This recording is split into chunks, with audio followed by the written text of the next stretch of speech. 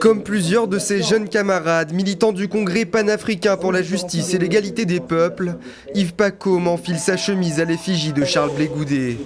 Pour lui, l'ex-leader des jeunes patriotes est l'homme providentiel malgré ses années d'absence du pays.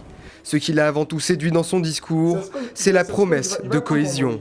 J'ai vu sa façon de sensibiliser, de parler de paix.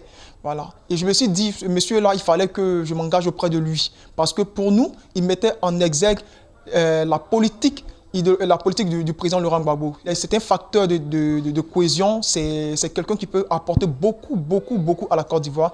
Il se dirige ensuite vers la place CP1 de Yopougon à Abidjan, où plusieurs centaines de militants et de délégations se sont déplacés. Car outre le côté festif du premier congrès organisé pour célébrer les 18 ans du mouvement, l'enjeu est grand pour les partisans du COJEP.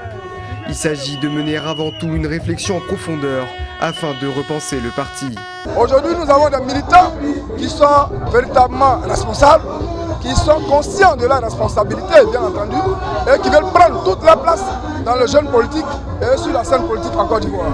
Nous sommes en phase de reconstruction. Au jour d'aujourd'hui, Charles Blé Goudet a besoin d'ouvriers. Charles Blé Goudet a besoin d'artisans pour reconstruire, pour repenser le COJEP pour ses ambitions.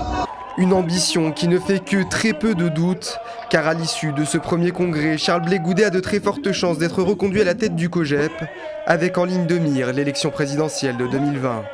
En attendant, c'est en visioconférence depuis La Haye que Charles Blé Goudet a quitté, mais en attente de l'appel du procureur, fait face à une foule acquise à sa cause et qu'il mobilise ses troupes 8 ans après la fin de la crise.